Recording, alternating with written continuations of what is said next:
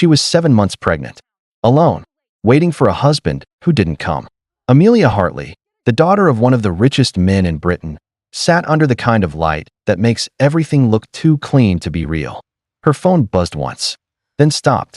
No new messages, just silence that hurt more than any words could. Outside, London raced ahead, cabs and puddles, men in suits chasing numbers. Inside, time stood still. And then, the doors opened. Selina Drake, the woman from the Whispers, the one her husband swore meant nothing. Expensive perfume, a smile that could cut glass, and eyes that didn't blink. What happened next would turn a marriage into a scandal into a crime, and a crime into a war between two empires. One woman fighting for her child, one man fighting for his legacy, and one secret powerful enough to destroy them all. Find the woman who did this. Amelia Hartley, 7 months pregnant, her hands gently resting on her stomach like she's holding the whole world inside her. Her husband had promised to come. He didn't. The clock on the wall read 10:17 a.m. Her phone screen lit up. No new message. She stared at it a little too long, hoping the silence would change its mind. It didn't. Outside, London was drowning in drizzle. Black cabs splashed through puddles. City men in suits walked fast under umbrellas, chasing numbers and deals. But here, in the quiet of St. George's private clinic, time didn't move. Amelia tried to smile at the nurse who walked past. "Your appointment should be soon, Mrs. Hartley." She nodded, polite, tired, pretending not to care. She scrolled through her phone again, stopped on a photo of her last ultrasound. A tiny hand, a heartbeat in pixels. Her thumb brushed the screen. "You're my reason," she whispered. Then the door slid open. The sound of heels echoed down the hall. Sharp, steady, deliberate. Heads turned. Perfume followed. Expensive, suffocating. And then came the smile. Selina Drake. Tall, flawless, wearing white. Confidence like a weapon. The kind of beauty that didn't ask for attention. It demanded it. Their eyes met. The air changed. Amelia froze. The last time she'd seen Selina was in a photograph. Her husband, Nathaniel Cross, sitting across from her at the Ritz, laughing like he'd never done at home. The woman from the rumors. The woman she told herself didn't matter. Selina's voice was soft. Too soft. "Still pretending you're the wife, Amelia?" Amelia blinked, unsure whether to stand or stay seated.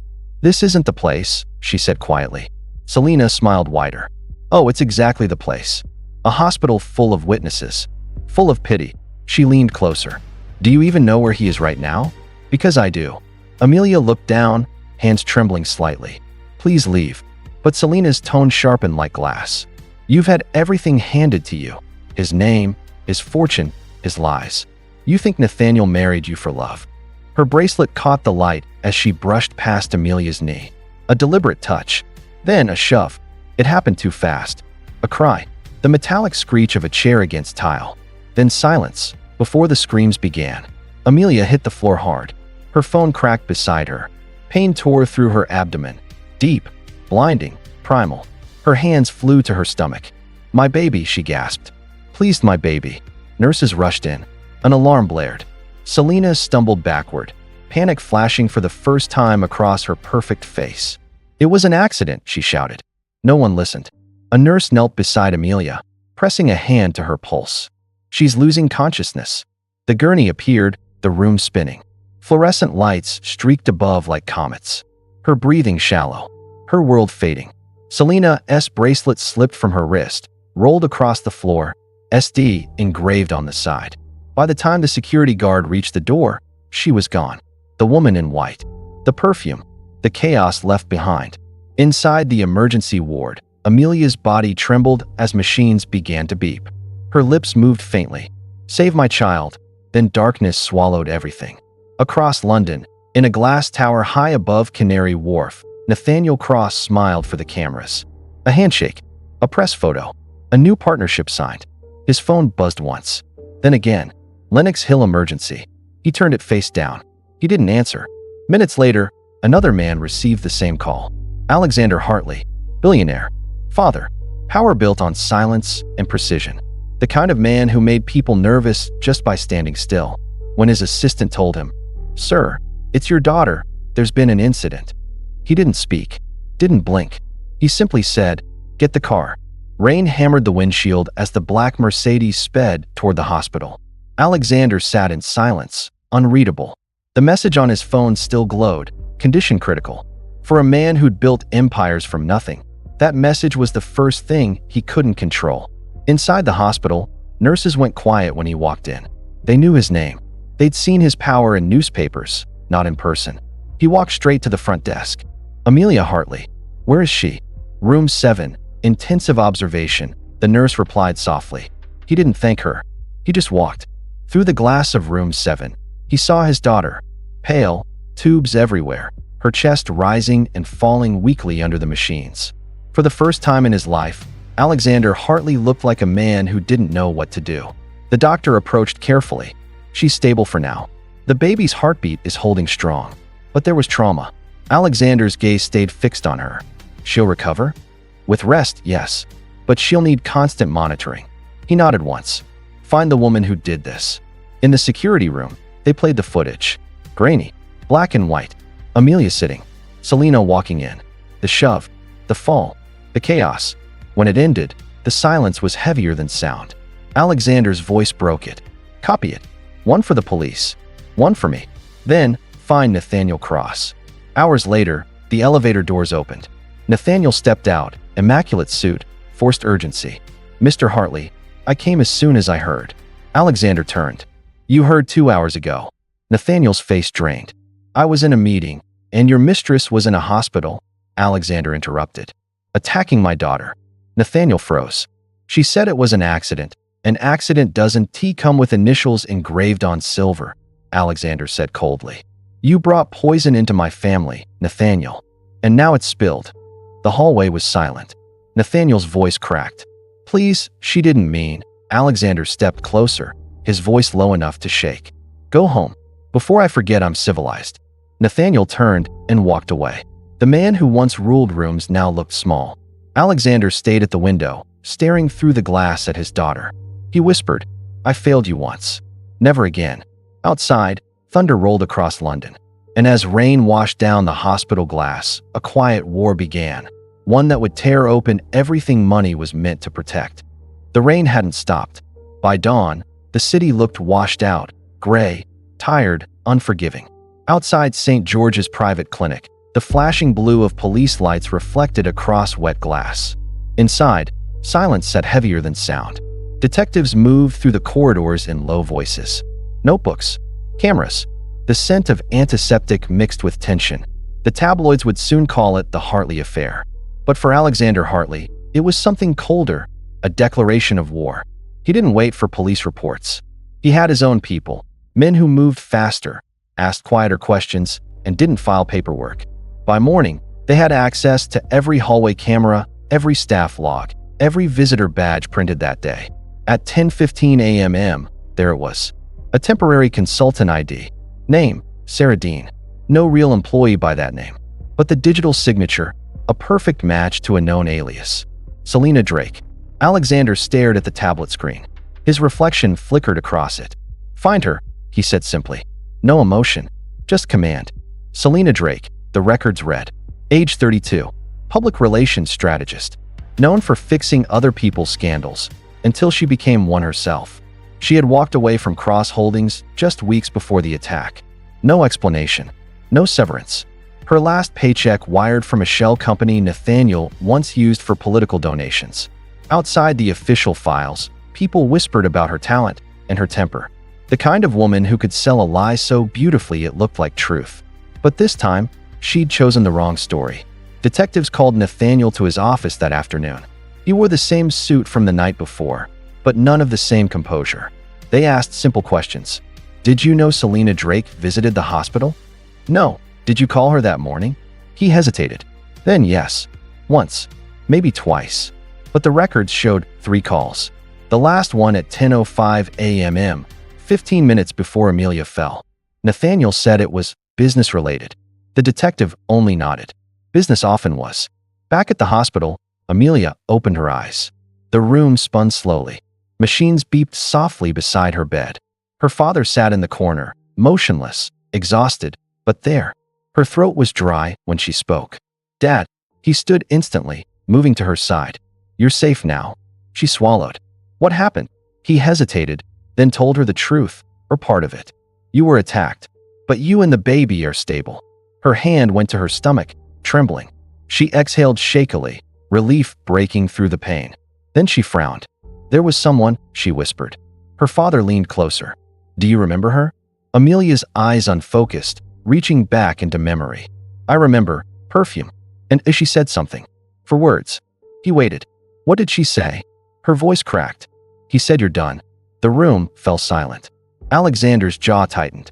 He didn't need to ask who he was. He already knew. That night, the investigation turned inward.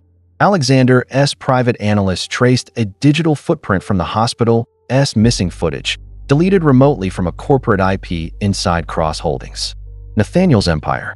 The deletion timestamp, 10:38 a.m., barely 10 minutes after the attack. When confronted, Nathaniel called it a system glitch. But Alexander had spent a lifetime reading lies dressed as excuses, and this one stank of guilt. He looked at his lawyer. Draft a motion for corporate breach. Freeze his accounts quietly. On what grounds? On principle, Alexander said. That's enough. Outside, the tabloids were feeding. Billionaire's daughter attacked in hospital. Mystery woman in white linked to business scandal. Nathaniel's team issued a polished statement by noon. Mr. Cross denies all allegations and continues to cooperate with authorities. But no one believed it. His investors withdrew. His PR director quit. He spent his nights alone at a Mayfair club, staring at a phone that had stopped ringing. Across the river, Selena Drake was on the move. Her car was found abandoned in Hammersmith. Inside, a packed suitcase, a broken phone, and a single note. "I did what you asked. Don't call again." The handwriting was hers. The fingerprints on the handle, Nathaniel's. The case that had begun as a scandal was now something darker. A betrayal carefully planned, executed, and erased. Almost. 2 days later, Alexander's chief investigator, Rowan Shaw, walked into his study holding a flash drive. "You'll want to see this," he said. The footage showed a private car parked behind Harley Street. A black Mercedes. Tinted windows. Inside, Nathaniel Cross. A woman stepped out. White coat, dark hair, confident stride. Selena Drake. Timestamp, 9:23 a.m. An hour before the attack. The camera caught them talking. 12 minutes. Then she walked away. He drove off. Alexander watched the video twice. Then he spoke, his voice flat as stone. "Send it to the police. And leak it anonymously." The next morning, it was everywhere. Cross caught meeting woman in white before attack. Nathaniel's lawyers called it taken out of context. The board called it unacceptable. And the public called it what it looked like, guilt. By sundown, his company shares were down 43%. By midnight, Selena Drake's face was on every news channel. And for the first time, she looked cornered. She turned herself in 3 days later. Not out of guilt, out of exhaustion. She arrived at Scotland Yard in sunglasses and silence. Then broke within an hour. "It wasn't supposed to happen like that," she said. "He promised it would be quick. Just enough to scare her. Make her sign the papers." The detective leaned forward. "What papers?" "Her trust. Her shares. Everything tied to her name." Her voice cracked. He said he needed her silent, not gone. Her tears came too late. The evidence didn't. Emails. Transfers. Recorded calls. Every line Nathaniel had ever spoken, now replaying in his own voice. That night, Amelia held her newborn daughter and watched the evening news. Her father stood behind her, silent, watching the same man he'd once called son being led away in handcuffs. Nathaniel's face looked empty. The cameras flashed like judgment. Alexander placed a hand on his daughter's shoulder. "It's over," he said softly. Amelia looked at the screen, then at her baby. Her voice was quiet. "No, Dad. It's only just beginning." 2 months passed. London had forgotten, as it always does. New headlines. New scandals. New faces on front pages. But behind the quiet walls of Hartley Manor, the story wasn't over. It had just gone silent. Amelia was home. Weaker, slower, but alive. Her baby slept beside her, tiny breaths, proof that miracles sometimes arrive through pain. Her father watched them both like a man guarding the last of his light. He didn't visit his offices anymore, didn't answer calls, didn't sign papers. All his focus went into one thing, finishing what the law had started. Because Nathaniel Cross was still free on bail, smiling for cameras outside courtrooms, claiming innocence, talking about misunderstandings and malicious framing. The same voice that once charmed investors was now selling sympathy. Alexander didn't believe in sympathy. He believed in evidence. Late one night, Rowan Shaw, his investigator, arrived again. He carried no folder this time, just a flash drive and a look that said it was time. "Sir," he said quietly, "we found something new." The footage was from a Harley Street car park, time-stamped a day before the attack. Inside the black Mercedes, Nathaniel again. Next to him, a man the police hadn't identified before. A corporate lawyer, Julian Marsh, known for drafting hidden clauses in billion-dollar contracts. They weren't arguing. They were signing papers. Rowan pressed pause. "These were the same documents you signed for Amelia's trust 2 years ago. The clause that activates if she's incapacitated." Alexander's face didn't move, but something cold settled behind his eyes. He spoke quietly. He planned it in writing, and thought no one would read the fine print.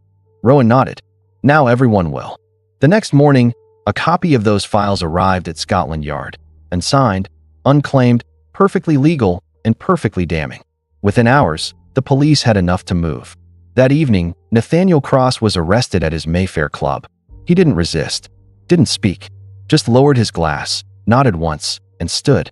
Cameras flashed as he walked out. The man who once bought silence was now surrounded by noise. The image hit the morning papers before sunrise. Billionaire Nathaniel Cross arrested for conspiracy and attempted harm. When the trial began, the courtroom was full but quiet. Nathaniel sat behind the glass, thinner, still immaculate, but hollowed out. Beside him, Selena Drake, pale and withdrawn. Her cooperation had earned her a lighter sentence. But not peace. The prosecution laid everything bare. The deleted footage, the forged identities, the offshore accounts, the whispers recorded at 2 a.m. Every lie that had once kept him powerful was now evidence of his fall. Nathaniel didn't look at Amelia. Not once. Maybe he couldn't. Maybe he didn't dare. The verdict came after 6 days. Guilty, 15 years. Conspiracy, fraud, attempted harm. Selena Drake received 2. Her tears came only after the handcuffs clicked. Outside the court, reporters shouted questions. Alexander said nothing. He simply took Amelia's hand and guided her through the crowd like a father walking a child across a storm. Flashbulbs went off. The world got its ending. But for them, it wasn't over. That night, Amelia sat by her daughter's crib. The house was quiet, the kind of quiet that comes after too much has been said. Her father stood at the doorway. "You did it," he said. She smiled faintly. "No, Dad. We survived it." He nodded once, then quietly added, "I've been thinking of shutting everything down. Selling the companies, the houses." She looked at him. "And then what?" He sighed. "Maybe build something that matters." Weeks later, headlines read, "Alexander Hartley donates empire to new charity supporting women in crisis." He named it the Hartley Trust for Hope. And when asked why, he told reporters, "Because money built this mess. It should clean something." Amelia didn't give interviews. She didn't need to. Her silence spoke louder than words ever could. But one evening, in a rare televised appearance, she said something that stayed. "They tried to take everything from me, my voice, my child, my life. But they forgot something simple. You can't silence the truth. It always finds its way back." The documentary would end there, with rain tapping against the window, the baby's soft breathing in the background, and Amelia's voice one last time. "Forgiveness doesn't erase what they did. It frees me from carrying it. And that's enough."